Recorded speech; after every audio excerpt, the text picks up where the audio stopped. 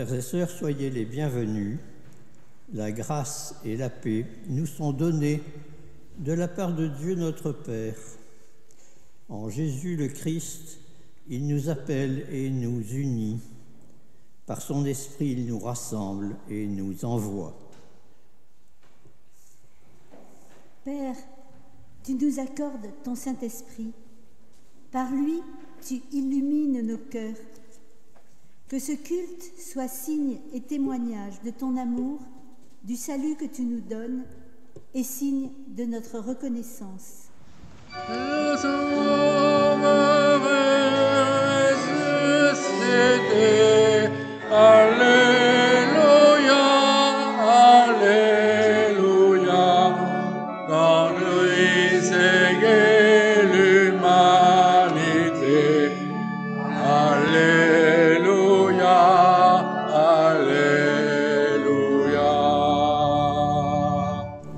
Nous louons Dieu. Chacun de nous a pu l'entendre et Dieu l'a dit dans sa parole. Si vous êtes ensemble à cause de moi, je suis au milieu de vous.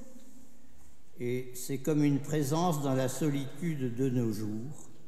Pour cette promesse, notre Dieu, nous te louons. Chacun de nous a pu l'entendre et Dieu l'a dit dans sa parole. À n'importe quelle heure, ma porte est ouverte. Il suffit d'entrer et de vous asseoir près de moi. Et c'est comme une halte dans la fatigue de nos jours. Pour cette promesse, notre Dieu, nous te louons. Chacun de nous a pu l'entendre et Dieu l'a dit dans sa parole. Au début de toute chose et jusqu'à l'accomplissement, avec vous, je me tiendrai. Et c'est comme une nourriture dans l'épuisement de nos jours. Pour toutes ces promesses, notre Dieu, nous te louons. Nous lisons dans le psaume 22, au chef de chant, sur l'air de Biche à l'aurore, psaume de David. Mon Dieu, pourquoi m'as-tu abandonné? Les paroles de mon cri sont si loin de ma délivrance. Je crie le jour entier, ô mon Dieu, et tu ne réponds pas. Nuit sans mon silence. Pourtant, tu es le Saint au centre des psaumes d'Israël. Nos pères ont espéré en toi. Ils ont espéré et tu les as sauvés. Ils ont crié vers toi, tu les as sauvés. Espérer en toi, ils ont vraiment raison. Je suis un ver de terre, pas vraiment un homme. Tout le monde se moque de moi, méprisé par le peuple. Tous ceux qui me voient se moquent de moi. Rires énormes, ils secouent la tête. Ah, ce Yahvé en qui tu comptais, il n'a qu'à te délivrer. Lui qui t'aime tellement, il va bien te sauver. C'est vrai, tu m'as extrait du ventre et déposé sur les seins de ma mère. J'ai été jetée sur toi en naissant. Tu es mon Dieu depuis le ventre de ma mère. Ne t'en va pas, l'angoisse est ici, personne ne m'aide. Oh, des taureaux sont partout, et les plus forts, les taureaux de Bachan, m'encerclent. Gueule ouverte, un lion déchire et rugit. Je suis de l'eau qui s'écoule, squelette éparpillé. Mon cœur est en cire, en fusion dans mon corps. Je suis sec, petit morceau d'argile, langue collée au palais. On me dépose dans la boue de la mort. Je suis cernée par des chiens. Oh, une meute à mes trousses, des malfaisants. Attention à mes pieds, à mes mains, ô mes pieds. Je peux compter mes os. Il me dévisage et m'examine. Il se partage mes vêtements, tire au sort mes habits. Ne t'en va pas, ô vide, à l'aide, ô, ne t'en va pas, ô vite, à l'aide, Yahvé, ma force, délivre-moi des épées et ma vie unique des griffes des chiens. Sauve-moi de la gueule du lion, tu m'enlèves à la corne des buffles. Je vais raconter ton nom devant mes frères, à te louer au centre de l'assemblée. Louez-le, vous qui tremblez de Yahvé.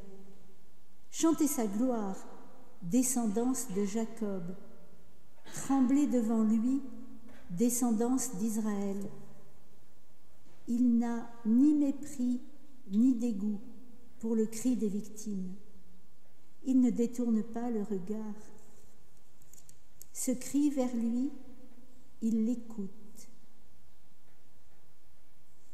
Devant la grande assemblée, voici le psaume. Il vient de toi.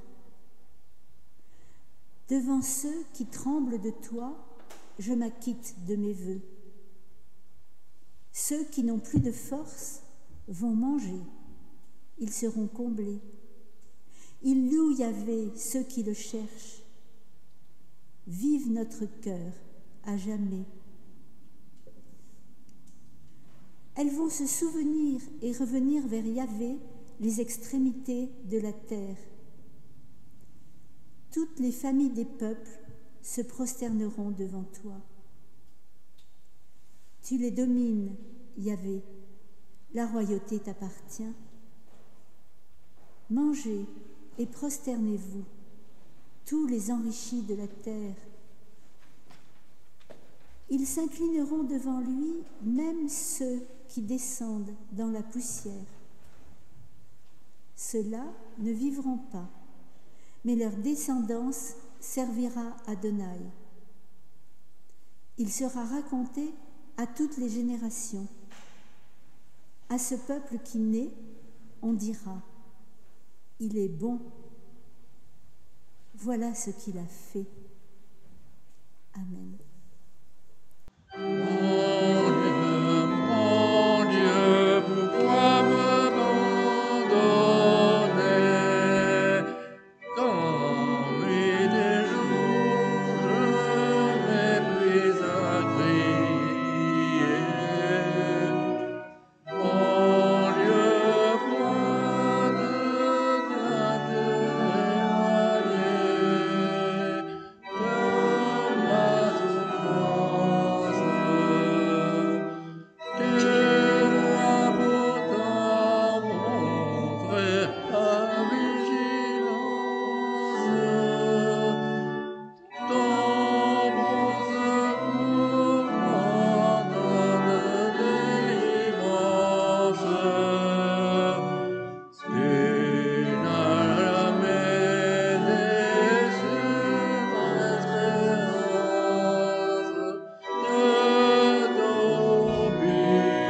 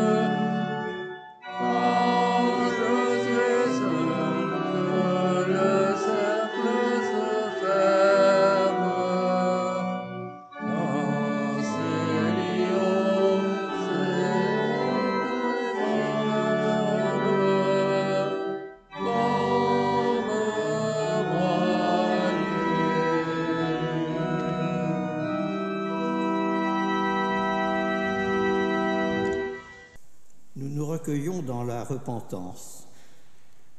Alors Dieu notre Père, nous voulons maintenant déposer devant toi notre vie telle qu'elle est. Nous ne cherchons pas à expliquer ou à justifier le mal que nous avons subi, ni celui que nous avons commis. Nous cherchons seulement des mots pour le dire. Nous pensons aux paroles que nous n'aurions pas dû prononcer et que nous avons laissé échapper. Nous pensons aux gestes que nous n'aurions pas dû faire et qui ont pu blesser, sans même que nous le voulions. Souvent, nous avons cherché le pardon, mais il s'est dérobé et nous sommes restés seuls avec nous-mêmes. Alors, notre Dieu, nous nous tournons vers toi, assurés que tu entends les mots de notre désarroi et de nos servitudes, certains de ta présence et de ta grâce qui libèrent. Amen.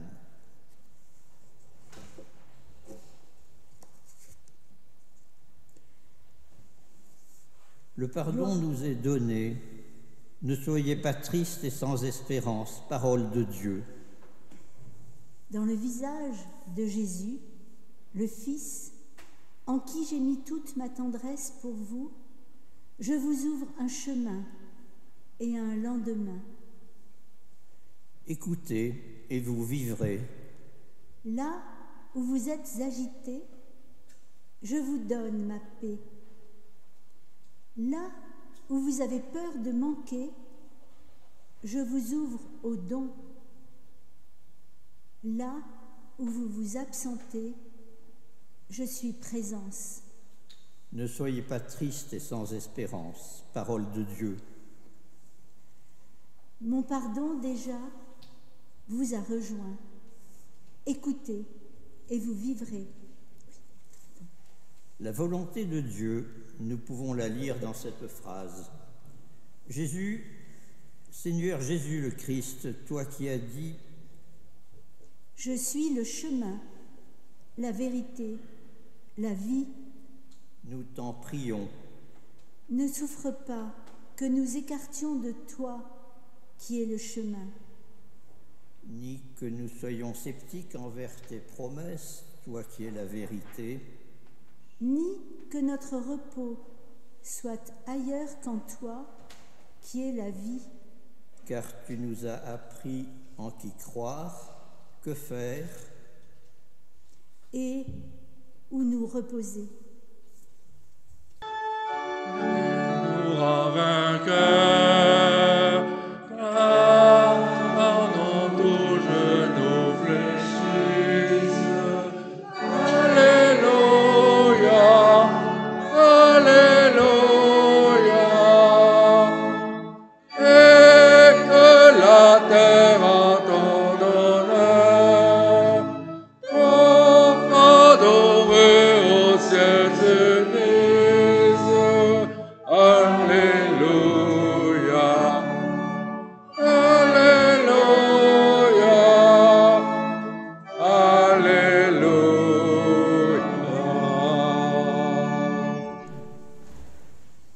Nous prions avant de lire les Écritures. Asseyez-vous. Nous prions. Seigneur notre Dieu, nous nous disons en attente, nous parlons d'espérance, nous prions, viens Seigneur. Mais nos vies sont pleines, elles sont encombrées, emplies de toutes sortes de préoccupations et de biens. Que pourrions-nous attendre alors que nous pensons tout avoir ? Alors, viens toi-même, Seigneur, faire de la place en nous. Viens ranger nos âmes. Ouvre nos cœurs et nos intelligences par ton esprit, afin qu'au moment de lire les Écritures, nous puissions entendre ta parole résonner en nous et remplir nos attentes. Amen. Nous lisons dans la première épître de Jean, au chapitre 3, les versets 18 à 24. Mes enfants, n'aimons pas seulement en parole, avec de beaux discours. Faisons preuve d'un véritable amour qui se manifeste par des actes. Et voilà comment nous saurons que nous appartenons à la vérité. Voilà comment notre cœur pourra se sentir rassuré devant Dieu. En effet, même si notre cœur nous accuse, nous savons que Dieu est plus grand que notre cœur et qu'il connaît tout. Et si, très chers amis, notre cœur ne nous accuse pas, nous avons de l'assurance devant Dieu. Ce que nous lui demandons, nous le recevons de lui, parce que nous obéissons à ses commandements et que nous faisons ce qui lui plaît. Voici ce qu'il commande, c'est que nous croyions au nom de son Fils Jésus-Christ et que nous nous aimions les uns les autres, comme le Christ l'a ordonné. Celui qui obéit au commandement de Dieu demeure en Dieu et Dieu demeure en lui. Voici comment nous savons que Dieu demeure en nous. C'est grâce à l'Esprit qu'il nous a donné.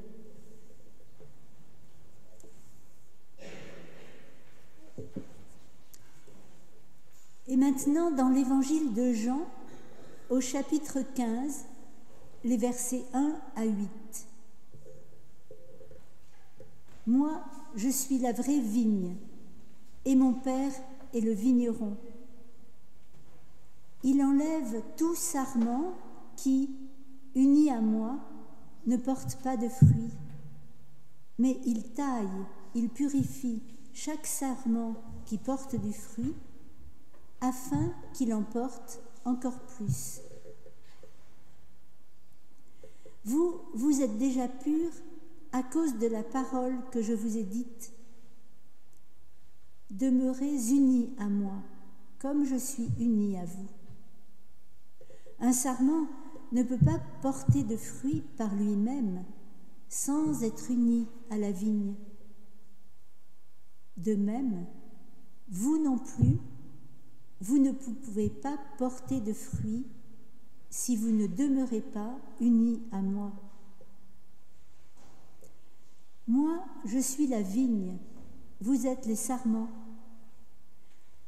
La personne qui demeure unie à moi et à qui je suis unie porte beaucoup de fruits, car sans moi, vous ne pouvez rien faire. La personne qui ne demeure pas unie à moi est jetée dehors, comme un sarment, et elle sèche. Les sarments secs, on les ramasse, on les jette au feu, et ils brûlent. Si vous demeurez unis à moi, et que mes paroles demeurent en vous, demandez ce que vous voulez, et cela sera fait pour vous. Voici comment la gloire de mon Père se manifeste. C'est quand vous portez beaucoup de fruits et que vous vous montrez ainsi mes disciples. Seigneur, ta parole est vérité, sanctifie-nous par ta vérité. Ta parole est à Dieu, dès la première aurore, triomphe la lumière du mal aujourd'hui. La parabole de la vigne, qui n'est pas une parabole au sens propre, nous est bien connue, encore que son caractère abstrait et l'absence de merveilleux nous la fassent lire trop vite. Nous en parlons d'abord avant de lier les autres textes du jour à celui-ci qui sera notre pain d'aujourd'hui. La vigne est une image fréquente dans les deux testaments. Et ici, dans ce chapitre de l'évangile de Jean, l'épisode se situe dans ce qu'on appelle le second discours d'adieu. Le discours d'adieu, c'est une forme littéraire ancienne, comme le discours d'adieu de Jacob à ses 12 fils, ou bien le discours d'adieu de Moïse, qui est l'ensemble du Deutéronome. Ici, dans l'évangile de Jean, le discours n'est pas strictement un monologue, ce n'est pas l'expression d'une fin de vie, mais celle du Fils qui retourne au Père. C'est encore la révélation. C'est certes le départ de Jésus et sa mort imminente, mais c'est plus que cela. C'est la présence plénière du Fils et du Père parmi les disciples. Et le discours formule à la fois le sens de la vie de Jésus qui s'achève ici-bas, et il ouvre une perspective d'avenir pour ceux qui l'entendent. Jésus est l'interprète de sa mort imminente. Il révèle que sa mort n'est pas une perte mais un gain. Il est le maître et l'ordonnateur de son destin. Le premier discours est au chapitre 13 et 14, après le dernier repas et le lavement des pieds. Il annonce et traite du départ comme une meilleure opportunité pour nous, le départ, et puis la venue renouvelée avec le don du Saint-Esprit. Le deuxième discours constitue les chapitres 15 et 16. Il débute par cette parabole de la vigne, avant de parler de l'état des croyants après Pâques. La vigne introduit cet état. Après Pâques, la relation entre le Seigneur élevé et les croyants est comme le sarment sur le cep, à la fois le caractère vital de la relation et l'identité de relation entre les sarments. Le sarment ne peut rester attaché à la vigne s'il ne porte pas de fruits. En outre, il ne peut pas porter du fruit s'il ne demeure pas sur la vigne. C'est une réciprocité entre porter du fruit et demeurer sur la vigne. Porter du fruit, c'est l'indicatif, c'est demeurer en Christ. Ce n'est pas une union mystique, mais dans la liberté qui nous est donnée, nous sommes fidèles à la parole et notre prière est promise à l'exaucement. Se demeurer en Christ est en même temps l'acte des disciples et en même temps l'acte de Jésus. D'autre part, se demeurer en Christ est l'impératif fondé sur l'existence croyante. Il est totalement orienté vers porter du fruit. Ce n'est pas l'adhésion abstraite à un dogme, mais un engagement existentiel s'exprimant dans l'amour des autres. Ce langage peut paraître compliqué. Les phrases le sont effectivement et il est important de le clarifier sans le déformer. Si on le simplifie à l'extrême, on risque de l'altérer. L'appartenance du sarment au cep est la condition de porter du fruit. Porter du fruit n'est possible qu'en étant rattaché au cep. Cela nous ôte l'illusion de l'autonomie, car ce n'est qu'en gardant la relation avec le cep, demeurez en moi, qu'il sera possible de porter du fruit. Porter de bons fruits, ce ne peut être de nous-mêmes, c'est le signe de l'appartenance à la fidélité, à la conformité à Christ. Et c'est le moment de traduire de façon pratique ce que cela peut signifier. Nous ne sommes sarments qu'en appartenant à la vigne. On nous donne bien cette définition du péché. Il consiste à se couper de Dieu. L'image du sarment porté par son cep est bien dans la continuité de la comparaison. Porter du fruit, c'est la raison d'être de la plante, si bien que le sarment est soumis aux soins du vigneron. Il est aussi le jouet des gelées, de la grêle et autres avatars, de même que les gelées tardives. Rester en relation, ne pas couper la sève, cultiver notre propre compréhension des Écritures. Après l'école biblique et le catéchisme, il y a aussi autre chose. Les études bibliques, la lecture de commentaires, les conférences et journées de réflexion en commun, dans les différents cercles de la paroisse et s'impliquer dans les différents services, comme aussi les rencontres œcuméniques et interreligieuses, les activités chez Théo et à Saint-Marc. Chacun sait bien la nécessité dans tous les domaines professionnels de se tenir à jour, faire des stages de mise à niveau. Eh bien, après l'école biblique et le catéchisme, voilà, à chaque âge, sa nourriture. La sève doit aussi monter en nous. Rester à l'écoute de Dieu et alors dans les difficultés, les aléas. Par exemple, au moment de la Réforme, Luther a bien dû se couper de quelque chose tout en restant dans l'écoute de Dieu. Et c'est là que la parabole ne suffit plus à tout expliquer, tout dire, car il a fallu qu'il coupe les liens avec ses supérieurs pour rester sur le bon cep.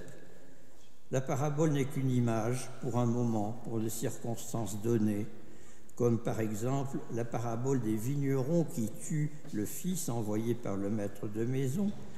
Jésus met en scène cette autre parabole pour expliquer aux grands prêtres et aux anciens que la pierre qui a été rejetée est devenue celle sur qui repose le bâtiment. Ainsi, son explication de son envoi ici-bas et de sa mort ne reflète-t-elle qu'une partie du sens de sa mort. Une parabole ne contient pas tout, elle éclaire une partie. Et puis, c'est moi qui suis. Ces paroles en ces moi sont multiples dans cet évangile de Jean. Celle de ce passage est la dernière donnée par l'évangéliste. La vigne qui qualifie ici le « je suis », elle est ce que l'être humain recherche pour accéder à la vie en plénitude. Et cette offre de vie éternelle devient événement et seule la foi est requise pour y accéder. La première épître de Jean donne une perspective très large de cet amour de Dieu, d'une autre façon que le cep et le sarment. Si notre cœur nous condamne, Dieu est plus grand que notre cœur et il connaît tout. Si notre cœur ne nous condamne pas, nous avons de l'assurance auprès de Dieu. Si notre cœur nous condamne, il nous enfonce dans la culpabilité. Mais avons-nous oublié que la croix-résurrection nous rend libres et qu'elle ôte notre péché, elle efface notre culpabilité? L'amour de Dieu nous englobe et nous dépasse. Dieu est plus grand que notre cœur. Sa connaissance est plus grande que la nôtre. Sa connaissance de notre péché est plus grande que ce que nous-mêmes nous pouvons connaître de notre péché. Notre péché, c'est ce qui nous sépare de Dieu, comme quand on coupe le sarment. L'amour de Dieu est plus grand que notre cœur. Notre cœur est triste, mais Dieu est plus grand que notre cœur. Notre cœur est inquiet, mais Dieu est plus grand que notre inquiétude. Notre cœur a peur, mais l'assurance du Christ ressuscité et l'amour de Dieu sont plus grands que notre peur de vivre, comme notre peur de mourir. Notre cœur est envahi par des tendances perverses, c'est-à-dire enclin au mal, au bord de la tentation. Dieu est encore là, il est à la porte. Son amour reste offert au seuil. Il nous invite et même si nous rompons le contact, il sera là au-delà de notre échec. Il sera là encore à nous offrir son amour, car Dieu est plus grand que notre cœur. Cet épître de Jean nous enveloppe d'un climat de sérénité et non de condamnation. Toutefois, si Calvin y voyait une condamnation, Luther la considérait comme un véritable évangile disant la grandeur de Dieu. Chaque fois que j'aime vraiment mon prochain, c'est Dieu lui-même qui aime ce prochain à travers mon amour. N'aimons pas en parole avec la langue, mais en œuvre et en vérité. L'épître se rapproche ici de celle de Jacques, comme de paroles de Jésus lorsqu'il dit que ce n'est pas ce qui entre par la bouche qui est du poison, mais ce qui en sort. La parole, nous savons combien les fausses nouvelles sont toxiques, combien les fausses promesses sont facilement émises. Le corps ne ment pas lorsque la relation est limitée, soit dans l'expression du visage, soit dans les gestes spontanés au cours d'une conversation. Toutefois, nous savons aussi le côté pervers de cette chose, parce que des personnes sont capables de mentir aussi dans leur faciès, les gestes, les attitudes, car elles sont formées à masquer ces expressions spontanées pour ne pas laisser voir leurs sentiments intérieurs à des fins de communication, de marketing, à des fins politiques et autres. Il reste toutefois dans les rapports entre une personne dépendante et celle qui l'aide aux soins la dimension de confiance et de vérité non altérée, plus pure que lorsque la spontanéité n'a pas été pervertie. En œuvre et en vérité, ce n'est pas pour dire que le salut s'obtient par des bonnes actions.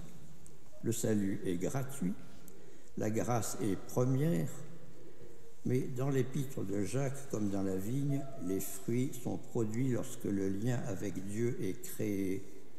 Montre-moi ta foi sans tes œuvres dans Jacques, et à l'opposé, Jacques Ellul nous met en garde contre la profusion de bonnes œuvres qui peuvent contenir une dérive, une perversion pour se faire valoir. Sous-jacent à notre passage et développé tout au long du discours d'adieu, Jésus nous donne un des sens de sa mort et résurrection. Plusieurs sens sont donnés dans les Écritures, mais dans Jean, c'est la promesse du passage rédempteur vers une autre origine, celle de la maison du Père. Je vais vous chercher, il y a plusieurs demeures dans la maison de mon Père et je vais vous en aménager. Après cette revue des textes, ce que nous pouvons en retenir, nous le savons déjà bien. L'amour de Dieu nous est offert gratuitement. Nous sommes rattachés à Dieu en Jésus le Christ, selon l'image du sarment porté par le cep. Et la grandeur de l'amour de Dieu dépasse toute compréhension. Il nous reste à vivre selon cette parole dans la première épître de Jean. Mes enfants, n'aimons pas en parole avec la langue, mais en œuvre et en vérité. Ce sera une façon de demeurer en lui. Amen.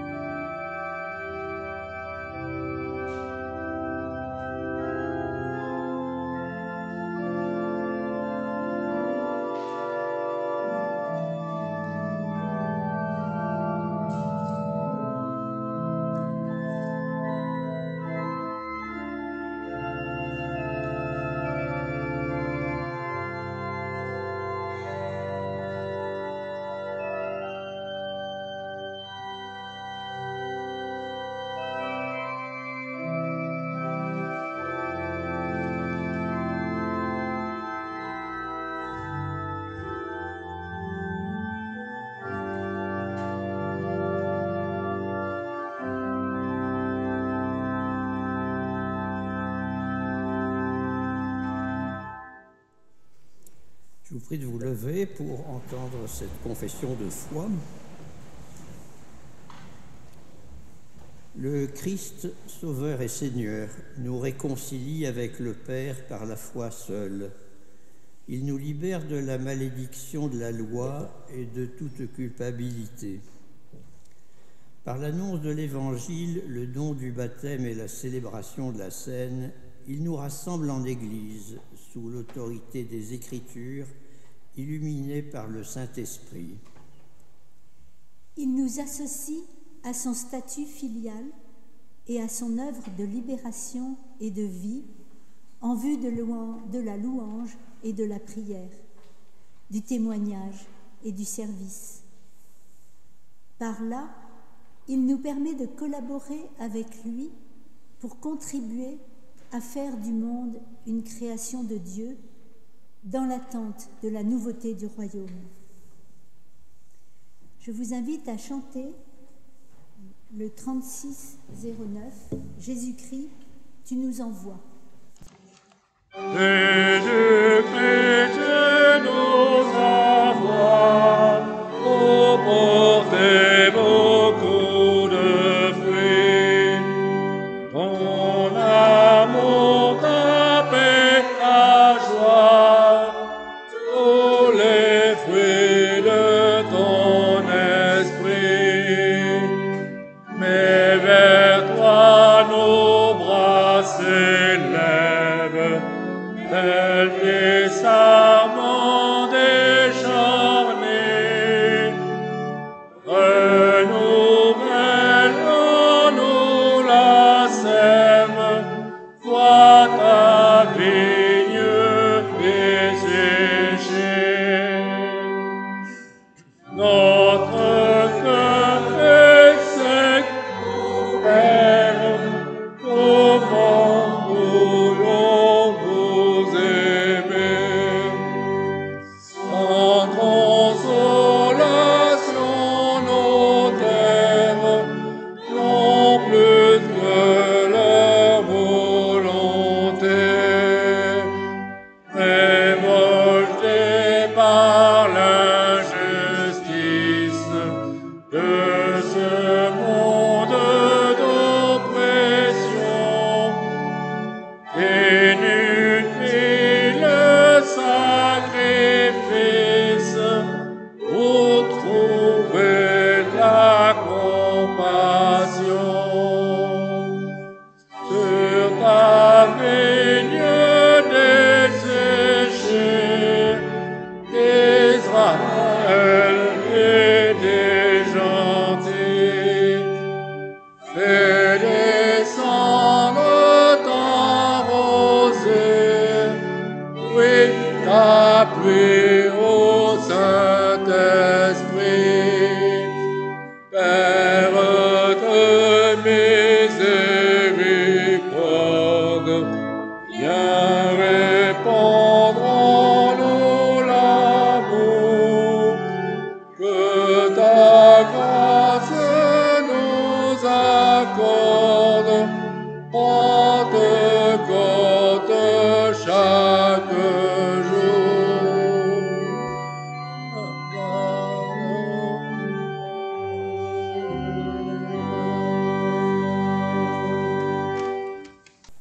Pour nous ouvrir à Dieu et aux autres, je vous propose de nous associer à cette prière dite dans la communauté protestante de Pomerol.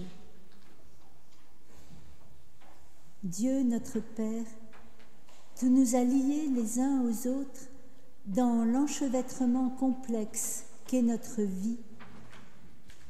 Fais-nous la grâce de nous rendre compte à quel point nous dépendons du courage, du labeur, de l'honnêteté, de l'intégrité de nos semblables, de telle sorte que nous soyons conscients de leurs besoins, reconnaissants pour leur fidélité et fidèles dans nos responsabilités vis-à-vis d'eux par Jésus-Christ, notre Sauveur.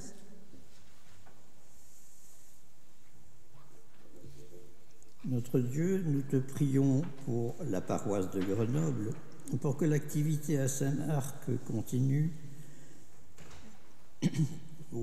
en lien avec GTO. Nous te prions pour les paroisses de notre consistoire, afin que chacun ait conscience des difficultés des voisins. Donne à ton Église la liberté d'une parole fidèle. Nous te prions pour notre pays et pour l'Europe, de façon qu'une stratégie à vue plus large émerge des politiques égoïstes, politicards et nationalistes. Nous te prions pour ces étudiants de l'enseignement supérieur que les images de la télévision nous ont montré avec l'incohérence d'être de gauche et de militer en faveur de gouvernements réactionnaires, antisémites et peu soucieux du bien-être de leur peuple. Nous te demandons qu'une paix soit possible entre ses cousins en Abraham comme à l'est de l'Europe et que la raison permette de cesser les combats. Dans l'attente de ton royaume, fortifie notre fidélité et accueille notre prière, celle que Jésus nous a donnée et que nous disons ensemble à haute voix. Notre Père qui es aux cieux, que ton nom soit sanctifié, que ton règne vienne, que ta volonté soit faite sur la terre comme au ciel. Donne-nous aujourd'hui notre pain de ce jour. Pardonne-nous nos offenses, comme nous pardonnons à ceux qui nous ont offensés.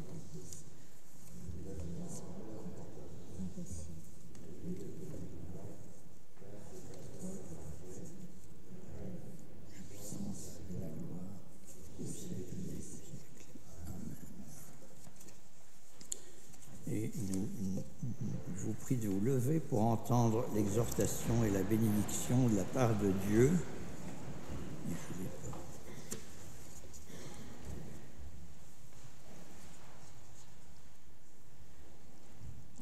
Après la bénédiction, nous chanterons au cantique indiqué, c'est le 45-06, les 3 strophes.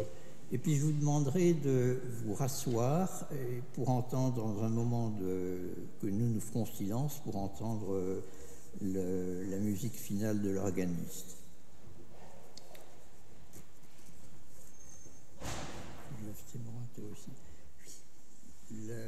Le Seigneur de la paix nous donne lui-même la paix de toute manière et en tout temps. Amen.